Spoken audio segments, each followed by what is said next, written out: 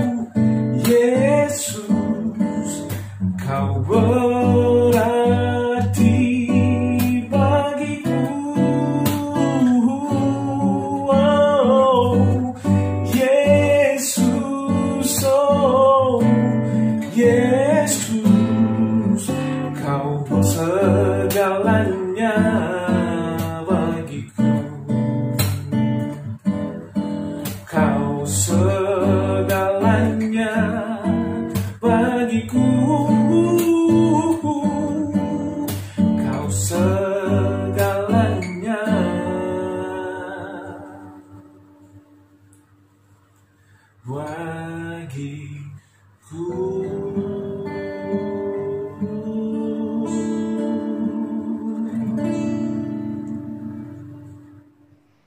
Bapak, Ibu, Saudara-saudara yang dikasihi oleh Tuhan Yesus, tema renungan pada malam hari ini, peka akan kehadiran Allah. Mari kita membuka Alkitab kita di dalam Bilangan pasal 22 ayat 31 hingga ayat yang ke-37. Bilangan pasal 22 ayat 31 hingga ayat yang ke-37, saya akan membacakannya untuk Bapak Ibu. Kemudian Tuhan menyingkapkan mata Bileam, dilihatnya lah malaikat Tuhan dengan pedang terhunus di tangannya, berdiri di jalan, lalu berlututlah ia dan sujud.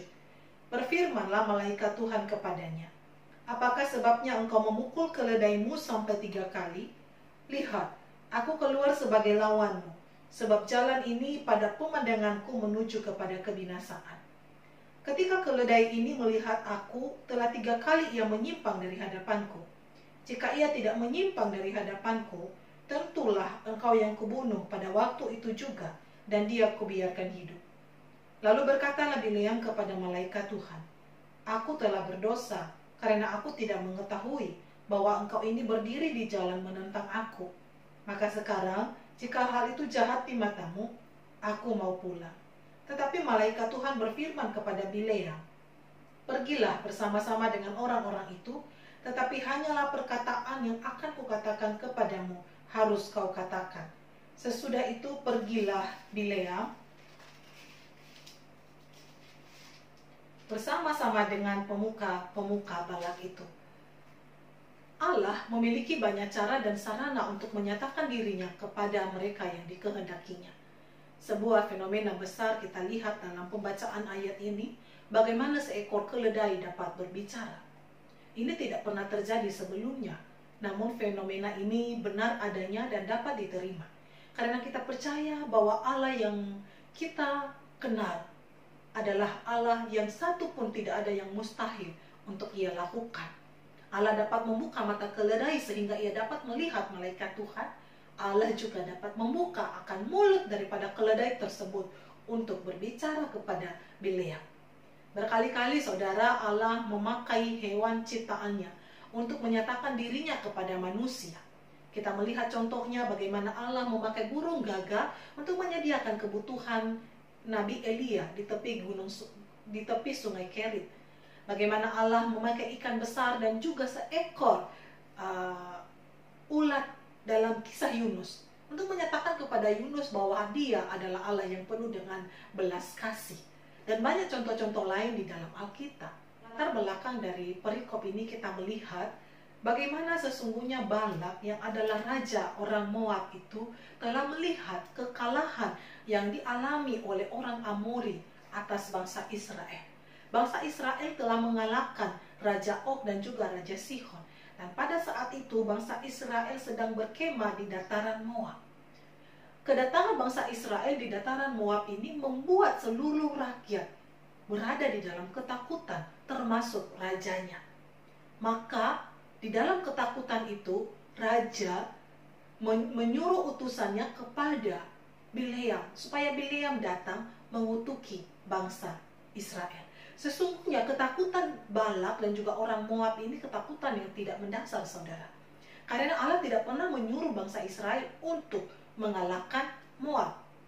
Maka kita melihat di sini sebuah kebenaran kecil bahwa orang yang merasa dirinya insecure, orang yang merasa terganggu keamanan dan kenyamanannya dapat menggunakan cara licik dan kotor untuk meraih kemenangan. Apa cara licik yang dilakukan oleh Balak, saudara? Ia mengirim utusan kepada Bileam supaya Bileam datang ke Moab untuk mengutuki akan bangsa Israel. Tidakkah cara licik seperti ini juga sering kita temukan di dalam kehidupan kita sehari-hari, baik di dunia pekerjaan dan juga bukan sebuah rahasia besar di dalam gereja pun, di dalam tubuh Kristus pun, cara-cara licik demikian sering kali kita temukan. Saudara yang dikasihi oleh Tuhan Yesus, sepertinya Bileam di sini cukup terkenal pada zaman itu.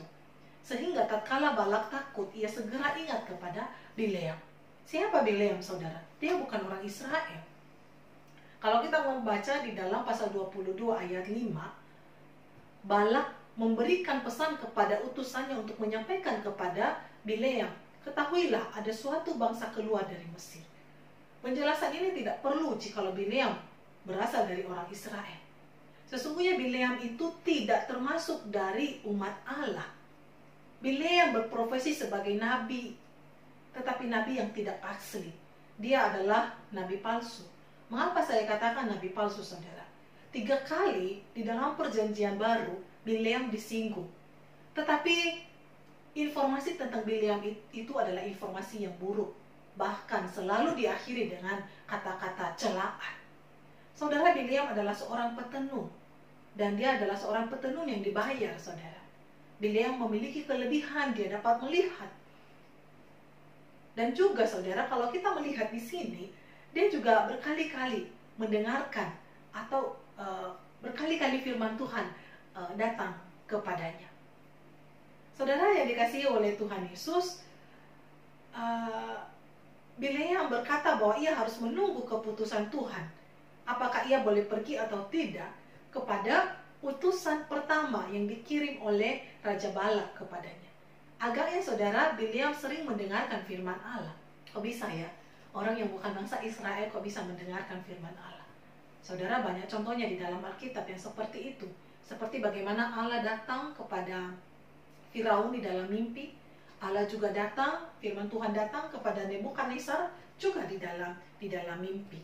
Sekali lagi, Allah dapat memakai siapa saja dan apa saja untuk menyatakan dirinya kepada umat manusia.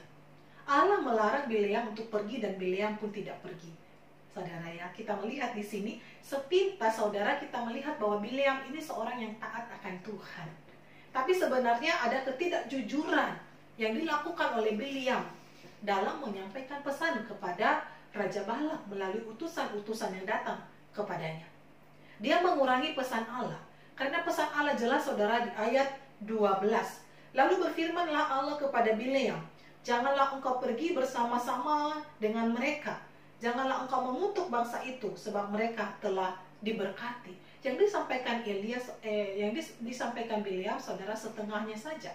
Allah tidak mengizinkan dia pergi bersama-sama dengan mereka. Tetapi pesan penting bahwa Allah telah memberkati bangsa Israel dan tidak boleh Bileam mengutukinya, itu tidak disampaikan oleh Bileam kepada utusan Raja Moab. Saudara yang dikasihi oleh Tuhan Yesus, kita melihat di sini ketika utusan-utusan yang pertama itu memberitahukan bahwa Allah tidak mengizinkan Bileam datang ke Moab, Raja Balak menyusun siasat kedua, saudara. Dia mengirim kembali utusan yang kedua, dan utusan kali ini itu adalah utusan dari orang-orang yang terhormat. Upah yang dijanjikan juga lebih banyak. Bahkan ada janji, apa saja yang Bileam minta akan dikabulkan oleh raja jika Bileam datang ke Moab untuk mengutuki bangsa Israel. Ini tentu tawaran yang sangat menarik, dan Bileam, saudara, tergiur olehnya. Sehingga ketika utusan kedua datang, Bileam tidak suruh mereka langsung pergi. Sesungguhnya, saudara, tidak sulit loh bagi Bileam untuk menyuruh utusan kedua ini langsung pergi. Loh, Tuhan kan sudah bilang, bangsa Israel adalah bangsa yang telah diberkati. Jangan engkau mengutukinya. Tetapi Bileam malah menyuruh utusan yang kedua ini untuk bermalam. Artinya, Bileam sebenarnya ingin pergi. Ia ingin mengubah ketetapan Allah. Tetapi ia tidak mengubah hatinya untuk ikut apa yang Tuhan sudah tentukan. Namun itu sangat memikat hatinya, saudara. Jadi nggak mungkin ia menolak untuk datang ke Moab. Setelah dapat izin dari Tuhan, saudara, langsung loh Bileam bersiap-siap. Kalau kita lihat di ayat 21, lalu bangunlah Bileam pada waktu pagi, dipelanainya lah keledainya yang betina dan pergi bersama-sama dengan pemuka-pemuka Moab. Kenapa? Di ayat sebelumnya Allah sudah izinkan Bileam untuk pergi. Saudara, ayat 22 kita melihat, tetapi bangkitlah murka Allah ketika ia pergi, dan berdirilah malaikat Tuhan di jalan sebagai lawannya. Bileam mengendarai keledainya yang betina, dan 2 orang bujangnya ada bersama-sama dengan dia. Ayat 22 kita melihat bahwa Allah murka kepada kepada Bileam. Apa yang menyebabkan Allah murka? Saudara, ini yang menjadi penyebabnya. Karena sesungguhnya di hati Bileam itu ingin sekali pergi ke Moab. Kenapa? Di sana ada janji. Di sana ada upah yang lebih besar, saudara. 3 kali keledai Bileam melihat malaikat Allah dengan pedang terhunus di tangan. Membuat keledai itu harus menyimpang dari jalan masuk ke ladang, kemudian masuk di antara kebun anggur, kemudian di jalan yang sempit. Tetapi selama 3 kali itu Bileam tidak peka. Bahkan saudara, kita melihat ia marah dan memukul keledai itu. Bileam kesal karena baginya keledai ini tidak mendukung keinginannya untuk pergi ke Moab. Di saat itulah fenomena langka terjadi. Keledai yang biasanya hanya diam menurut apa yang Bileam inginkan, sekarang keledainya bicara. Pada saat itulah Tuhan menyingkapkan mata Bileam, sehingga Bileam baru melihat bahwa ada malaikat Tuhan dengan pedang terhunus di tangannya sedang melawan daripada Bileam. Saudara yang dikasihi oleh Tuhan Yesus, Tuhan menyingkapkan, Tuhan membuka mata Bileam sehingga Bileam dapat melihat malaikat Tuhan. Tanpa Tuhan menyingkapkan mata Bileam, tanpa Tuhan membuka mata Bileam, Bileam pun gagal untuk melihat bahwa Allah sedang hadir pada saat itu dalam perjalanannya ke Moab. Bapak Ibu, apa yang kita pelajari dalam kisah ini? Ada 3 hal yang ingin saya bagikan kepada Bapak Ibu. Yang pertama, peka terhadap kehadiran Allah itu adalah pekerjaan Allah. Itu adalah anugerah Allah. Jika kita dapat merasakan dan menikmati kehadiran Allah dalam perjalanan iman kita hari lepas hari, maka itu bukan karena kita hebat, tetapi karena anugerah Allah semata. Demikian juga yang terjadi saudara dengan Maria Magdalena ketika ada di kubur Tuhan Yesus. Tanpa Tuhan menyingkapkan kepadanya bahwa ia yang sedang berbicara kepada Maria Magdalena, maka Maria tidak mengenal Yesus Kristus yang sedang bersama-sama dengannya pada saat itu. Hal ini juga terjadi kepada 2 murid Yesus, yaitu Kleopas dan juga temannya dalam perjalanan menuju Emmaus. Kalau Tuhan tidak berkenan menyatakan dirinya, maka Kleopas dan temannya pun tidak dapat mengenali bahwa yang sedang bercakap-cakap dengan mereka di sepanjang perjalanan menuju Emmaus itu adalah Yesus Kristus. Dan bukankah cara terhebat Allah dalam menyingkapkan dirinya bagi kita adalah melalui Yesus Kristus yang mati di salib, yang kemudian bangkit dan naik ke surga, dan yang telah memberi Roh Kudus dalam hati kita. Roh Kudus inilah yang menerangi hati kita untuk senantiasa peka terhadap Allah tatkala ia menyatakan dirinya kepada kita masing-masing. Saudara, yang kedua, ilmu pengetahuan, fasih akan Alkitab, fasih akan Taurat Tuhan, setia melayani, bukan jaminan untuk kita peka terhadap kehadiran Allah. Hati yang meresponi dengan benar akan anugerah Allah, lalu kemudian menangkap baik-baik kesempatan untuk berelasi dengan Tuhan, itu diperlukan saudara, sehingga kita dapat memiliki kepekaan rohani tentang kehadiran Allah di sepanjang kehidupan kita. Yang ketiga saudara, Allah memakai banyak cara dan sarana untuk menyatakan diri bagi umatnya. Allah memakai 10 tulah untuk menyatakan kuasanya bagi Mesir. Allah menyatakan dirinya melalui tiang api dan tiang awan bagi bangsa Israel di padang gurun selama 40 tahun. Allah memakai burung gagak kepada Elia. Ia memakai ikan besar dan ulat kecil bagi Yunus. Juga keledai yang berbicara bagi Bileam. Penderitaan yaitu kehilangan dan sakit penyakit bagi Ayub. Kehilangan suami dan juga anak-anak laki-laki bagi seorang Naomi. Allah memakai kemandulan selama bertahun-tahun bagi Hana untuk menyatakan bahwa dia adalah Allah yang penuh kasih. Allah memiliki banyak cara dan sarana kasih karunia untuk menyatakan dirinya bagi kita pribadi lepas pribadi. Kiranya Tuhan menolong agar kita dianugerahkan kepekaan akan kehadiran Allah melalui relasi pribadi kita yang senantiasa terjaga dengannya. Tuhan Yesus memberkati, selamat menikmati akan kehadiran Allah di dalam setiap aspek kehidupan kita. Saudara yang dikasihi oleh Tuhan Yesus, kita akan masuk di dalam doa syafaat. Namun sebelumnya kita menaikkan pujian yang dipimpin oleh Bapak Erwin, yaitu pujian dari Kidung Jemaat yang berjudul Kuperlukan Juru Selamat.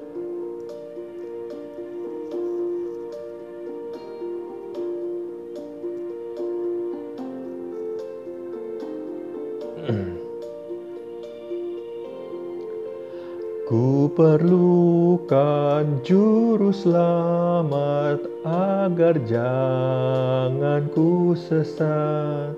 Selalu harus ku rasakan bahwa Tuhanku dekat, maka jiwaku tenang, takkan takut dan enggan. Bila Tuhanku membimbing, ku di malam pun tentram. Ku perlukan juru selamat karena imanku lemah. Hiburannya menguatkan, sungguh tiada bandingnya. Maka jiwaku tenang, takkan takut dan enggan. Bila Tuhanku membimbing, ku di malam pun tentram. Ku perlukan juru selamat dalam langkah juangku. Siang malam suka duka, dengan Tuhan ku tempuh. Maka jiwaku tenang, takkan takut dan enggan. Bila Tuhanku membimbing, ku di malam pun tentram. Ibu, mari kita masuk di dalam doa syafaat. Yang pertama, saya mengajak Bapak Ibu berdoa bagi setiap jemaat kita yang berprofesi sebagai tenaga medis, baik itu dokter maupun perawat, ataupun mereka yang bekerja di rumah sakit. Kiranya Tuhan yang memberikan kesehatan, kekuatan, dan kesetiaan bagi mereka. Mari kita berdoa bersama-sama.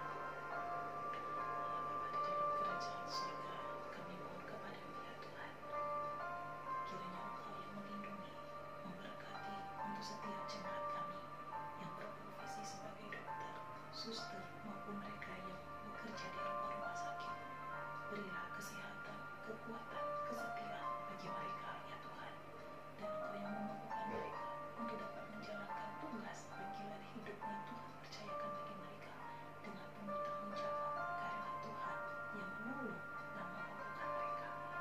Berikan damai sejahtera dan sukacita di dalam melanjutkan profesi mereka ini. Dalam nama Tuhan Yesus kami berdoa. Selanjutnya Bapak Ibu, kita berdoa juga bagi seluruh jemaat kita, saudara-saudara kita baik di Bajem maupun di GKI Jatinegara yang pada saat ini sedang dalam kelemahan tubuh karena sakit penyakit yang sedang mereka derita ataupun karena usia yang sudah lanjut. Mari kita berdoa. Kami juga berdoa kepadamu ya Tuhan, menyerahkan untuk anggota gereja kami yang sedang dalam kelemahan tubuh. Tuhan kiranya memberikan kesembuhan kepada mereka. Tuhan menguatkan iman mereka. Tuhan yang menolong mereka. Tuhan yang memberikan kekuatan. Kami berdoa untuk Markus. Berilah kesehatan, berilah pemulihan, berkati iman yang teguh, demikian juga iman dari istri dan anak-anaknya. Orang tua kami yang sudah lanjut usia juga Tuhan, Engkau menolong mereka. Mereka ajak kami mengalami kelemahan di dalam tubuh mereka. Tuhan kuatkan mereka. Meskipun tubuh mereka lemah,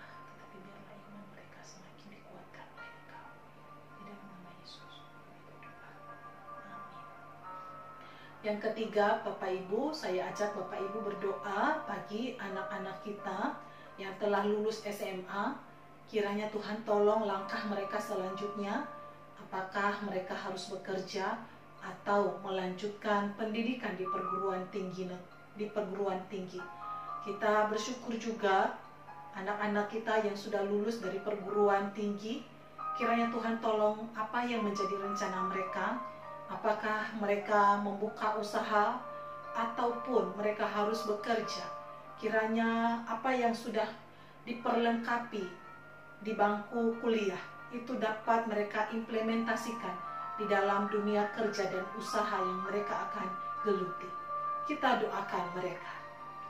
Anak Bapa di dalam kerajaan surga, kami juga berdoa.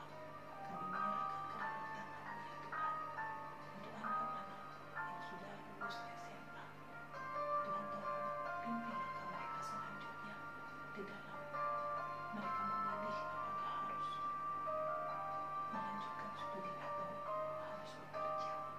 Tuhan tolong beri hikmat. Kita doakan untuk majelis dan juga para hamba Tuhan di dalam memikirkan, di dalam membahas bersama kapan gereja akan dibuka kembali, apa kebijakan-kebijakan yang diambil, sehingga setiap keputusan daripada majelis dan hamba Tuhan ini merupakan keputusan yang penuh dengan tanggung jawab, sesuai dengan kehendak Tuhan dan juga kebutuhan daripada jemaat. Kita doakan untuk hal ini. Tuhan, kami berdoa bagi jemaat kami ya Tuhan. Kami sudah lama tidak beribadah. Kerinduan kami untuk kami beribadah bersama. Namun COVID-19 ini juga memberikan kegentaran di hati kami. Oleh sebab itu, berikanlah hikmat kepada para majelis dan hamba Tuhan untuk memikirkan, untuk memutuskan, menetapkan kebijakan strategi yang diambil.